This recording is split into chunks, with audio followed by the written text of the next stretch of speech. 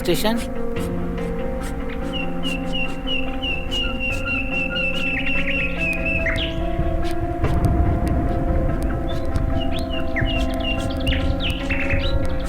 नवीन तू बड़ा जी सर। का तू कॉल कर ले रहा? यस सर। का भाई? सर अंदर लाश पड़ल बा। हाँ? सर लागत अंदर क्यों के बॉडी पड़ल बा। चलो देखल जाए।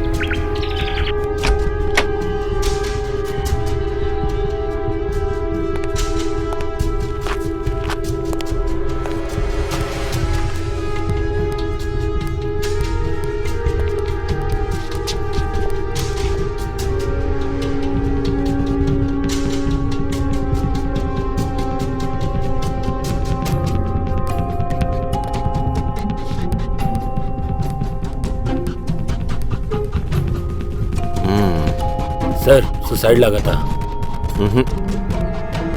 सुसाइड नहीं किया। ये देखा अगर गाल पे चोट का निशान बा। चीज भी बिखरल पड़ल बा। पांडे जी सर। एगो काम करा, बॉडी के पोस्टमार्टम खातिर भेजा और रेगुलर प्रोसीजर शुरू करा। ओके सर। ठीक बा? और रिपोर्ट करा। जी सर। ये कब से इजर हाथ रहल? 1 साल हो गए साहब। कुछ मालूम नहीं है सर, बहुत सारे लोग आवत जात रहले। ठीक बा, जब भी जरूरत पड़ी तोरा के आवे पड़ी पुलिस थाने।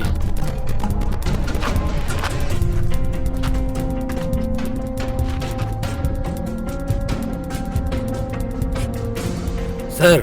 हाँ बोला पांडे। माधुरी के फोन के कॉल डिटेल्स आ गई बा। वो बहुत सारे लड़कन से बात करत रहल। तो एकरा में का बा? सर उनकर मोबाइल से बहुत सारा MMS मिलल बा, वो भी अलग अलग लड़कन के साथे। तो पांडे तोरा का लगा था माधुरी को कॉल कर रहे?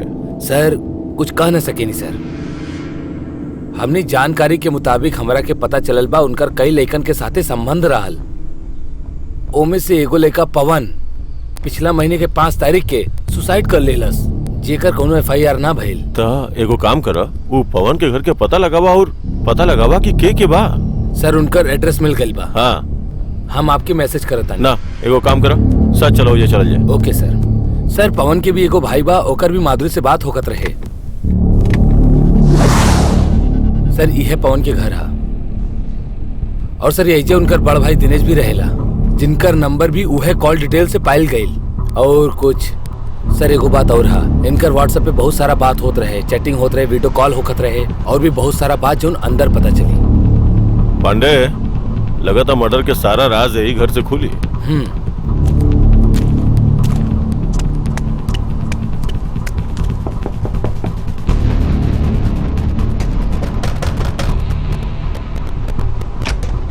दिनेश आपे बानी?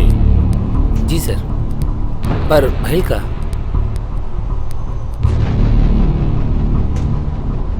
अरे आप लोग अंदर आओ मिस्टर दिनेश, आपे के घर बा, बैठे।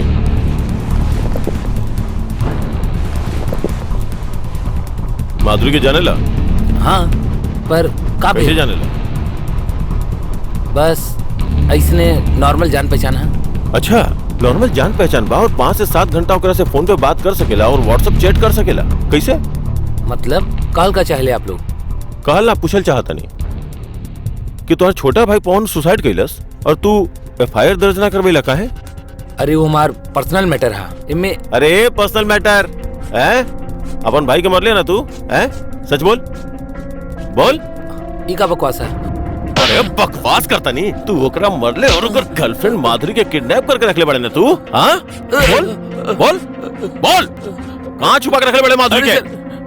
हम क्यों करना मरनी सर, हम काहे क्यों को मारब सर? सच सच बोल सर। जो नहीं तो सच सच बताओ। सर बोल बोल बोल बोल बोल बोल बोल सर सर माधुरी मर चुकल बा, हम कैसे किडनैप कर सकता नहीं ओकरा?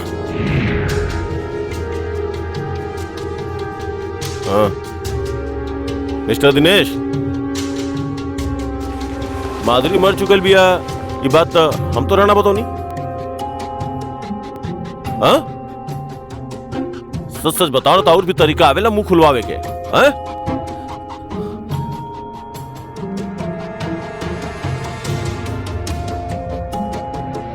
बताओ तानी,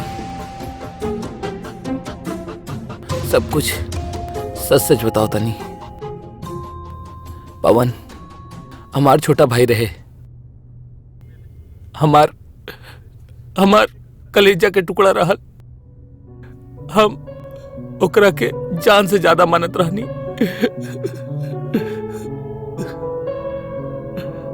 माँ बाप के गुजर जाला के बाद हम पवन के अपना बच्चन की तरह पलनी पोसनी, बड़ा कैनी, पढ़ोनी लिखोनी, अच्छा संस्कार देनी, और यहाँ तक के हम शादी तक भी ना कैनी।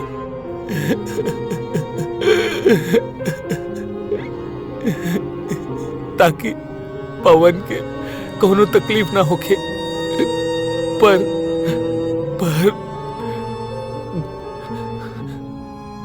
एक दिन पवन माधुरी के लेके घर पर आ गई और फिर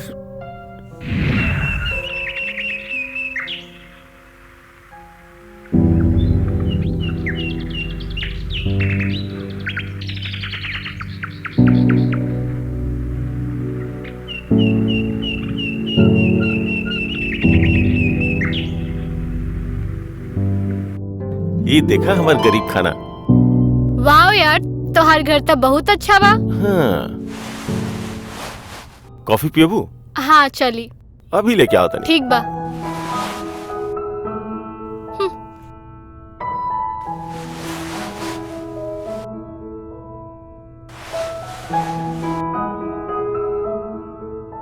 ये ली मैडम आपके गर्मा गर्म कॉफी। हाँ।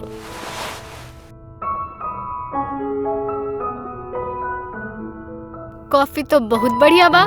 Thank you. एक काम करे के, कॉफी वॉफी छोड़े के और कुछ नया करल जाए।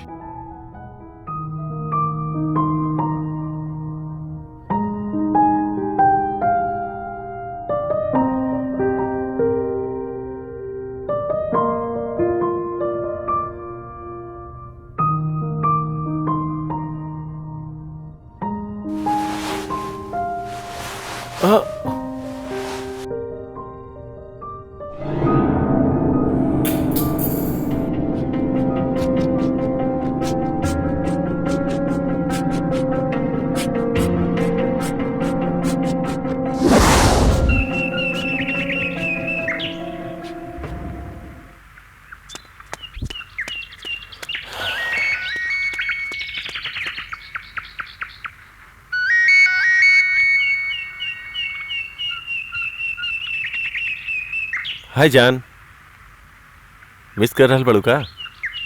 बकवास बंद करी और अपन व्हाट्सएप चेक करी।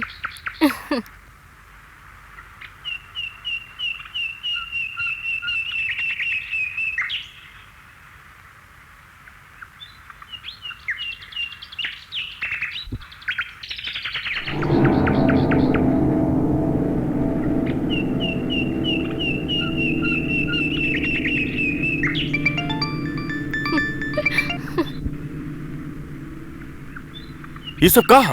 ऊ है जो तू देखत बड़ा। और हाँ, एक बात कान खोल के सुन ला। अभी के अभी अगर हमारा अकाउंट में 30,000 ट्रांसफर ना कइला तो EMMS तोहार घर तक पहुँच जाई और तोहार दोस्तन तक पहुँच जाई। समझला? अकाउंट डिटेल्स हम भेज देले बानी।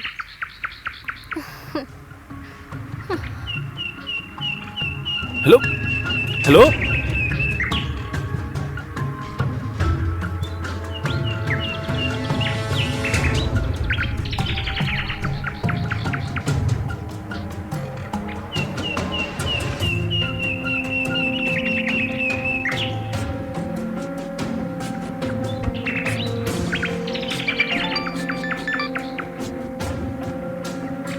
चेक कइला, हम 30,000 ट्रांसफर कर देनी और प्लीज वीडियो डिलीट करता। इतना भी का जल्दी बा? कर दे, थोड़ा वेट करी। हेलो, अरे कैसे? Hello, sheet.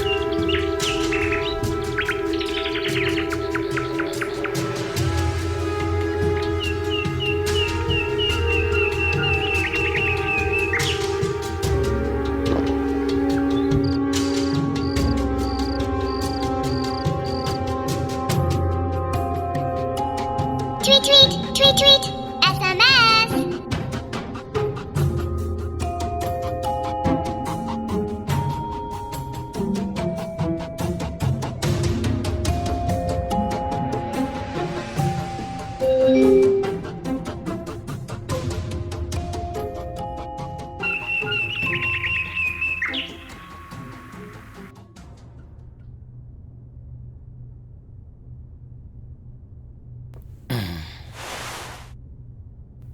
पवन, जी भैया।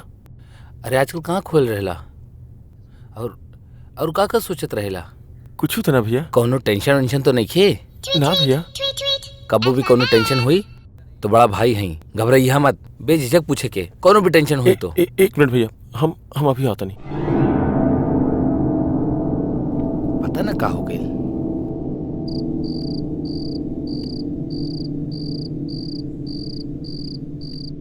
Tweet, tweet, tweet, tweet, SMS.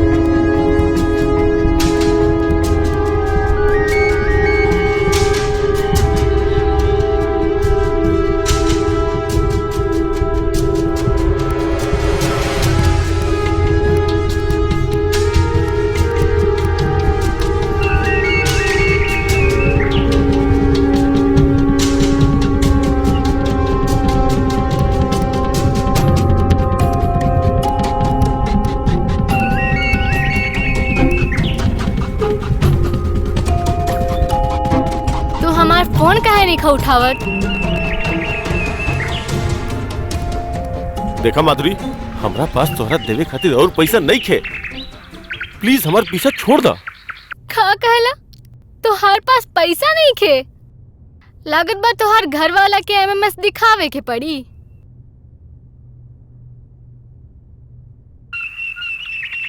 Hello hello,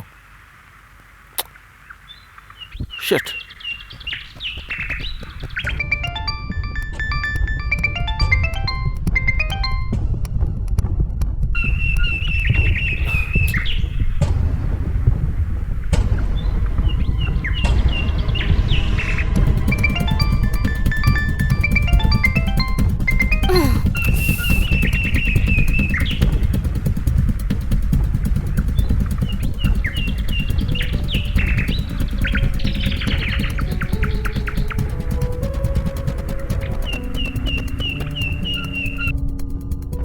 भैया, माधुरी नाम के लड़की से बहुत प्यार करत रहनी। एक दिन हमनी के दोनों इंटीमेट हो गए जा। मौके के फायदा उठा के माधुरी हमनी दोनों के को एमएमएस बना लेलस। हमके पैसा खातिर ब्लैकमेल करे लागल। हम ओकर टॉर्चर और नहीं की सहन कर सकत। यही से हम ई दुनिया छोड़ के जा रहल बानी। हमके माफ करिए भैया। तोहार पवन, ओए पवन, अरे ई कोनो सोते के टाइम हा? पवन, अबे का खेले बड़ा? पवन, अबे गांजा वांजा पी के सुतल बड़ा? हे पवन,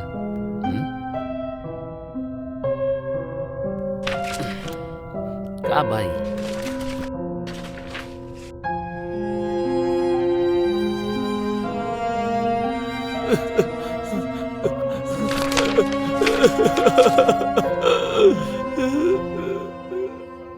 पवन, पवन भाई, ये का कहला तू? पवन, पवन, पवन भाई, पवन, पवन, पवन, पवन।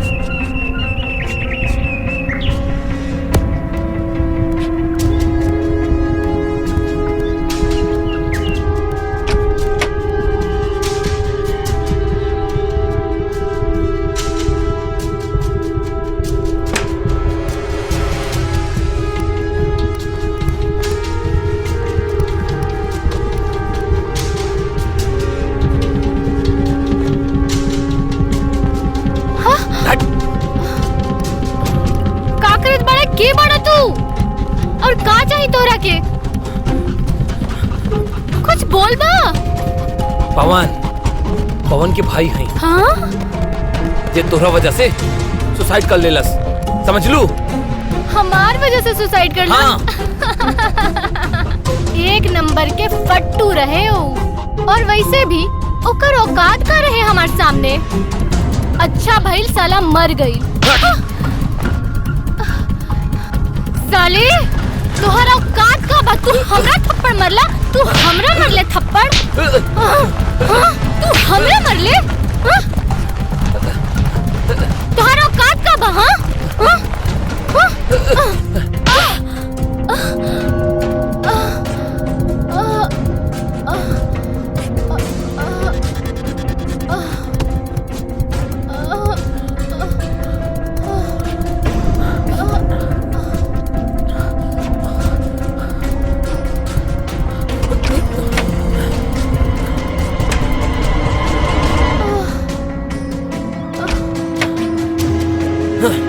सॉरी।